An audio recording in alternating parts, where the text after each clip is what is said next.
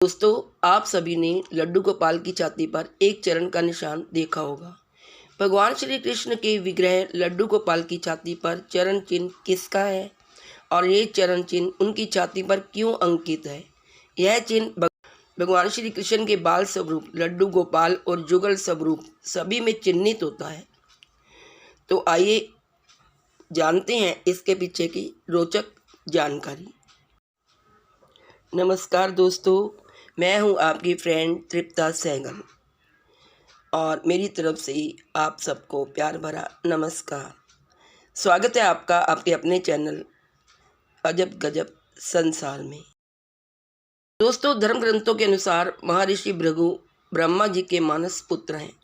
उनकी पत्नी का नाम ख्याति था, जो दक्ष की पुत्री हैं। महर्षि भृगु सब ऋषि मंडल के एक ऋषि हैं। सावन और भाद्रपद में वे भगवान सूर्य के रथ पर सवार रहते हैं।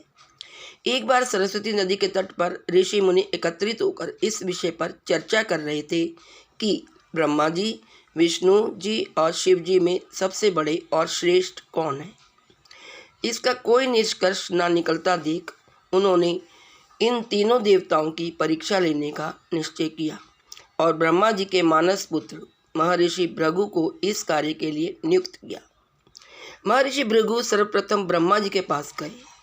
उन्होंने ना तो प्रणाम किया और ना ही उनकी स्तुति की। यह देख ब्रह्मा जी क्रोधित हो गए। क्रोध की अधिकता से उनका मुख लाल हो गया, लेकिन फिर यह सोचकर कि यह उनके पुत्र हैं, उन्होंने हृदय में उठे क्रोध के आवेश को विवेक बुद्धि में दबा लिया। वहाँ से फिर महर्षि भृगु कैलाश गए।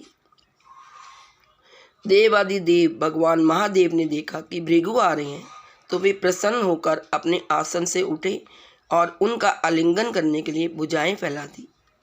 किंतु उनकी परीक्षा लेने के लिए भृगु मुनि उनका आलिंगन अस्वीकार करते हुए बोले, महादेव, आप सदा वेदों और धर्म की मर्यादा का उल्लंघन करते हैं। दुष्टों और पापियों को जो आप वरदान देते हैं, उनसे सृष्टि पर भयंकर संकट आ जाता है। इसीलिए मैं आपका आलिंगन कदापि नहीं करूँगा। उनकी बात सुनकर भगवान शिव को बहुत क्रोध आ गया। वो क्रोध से तिलमिला गए। उन्होंने जैसे ही त्रिशूल उठाकर उन्हें मारना चाहा, वैसे ही भगवती सती ने बहुत अनुनय विनय कर इसी प्रकार से उनको क्रोध को शांत कर दिया। इसके बाद भृगु मुनि बैकुंठ लोक गए। उस समय भगवान श्री विष्णु देवी लक्ष्मी की गोद में सिर रखकर लेटे थे। भृगु ने जाते ही उनके वक्ष पर एक तेज लात मारी।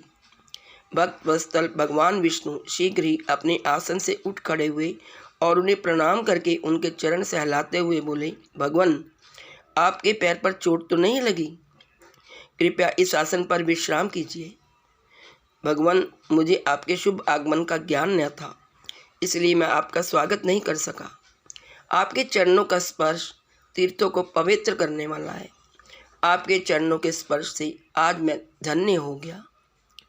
भगवान विष्णु का यह प्रेम व्यवहार देखकर महर्षि भृगु की आंखों में आंसू बहने लगे। उसके बाद वे ऋषि मुनियों के पास लौट गए और ब्रह्मा जी, शिव जी और श्री विष्णु जी के यहाँ की सभी अनुभव विस्तार से कह बताई। उनके अनुभव सुनकर सभी ऋषि मुनि बड़े हैरान हुए और उनके सभी संदेह दूर हो गए। तभी से वे भगवान विष्णु को सर्वश्रेष्ठ मानकर उनकी पूजा अर्चना करने लगे। भृगु ऋषि के द्वारा मारी गई लात से उनके चरण चिन्ह भगवान विष्णु के स्वरूप उनके विग्रहों की छाती पर मौजूद हैं। ये चरण चिन्ह लड्डू गोपाल युगल स्वरूप समेत सभी विग्रहों की छाती पर मौजूद हैं। जय श्री कृष्ण, जय हरि विष्णु।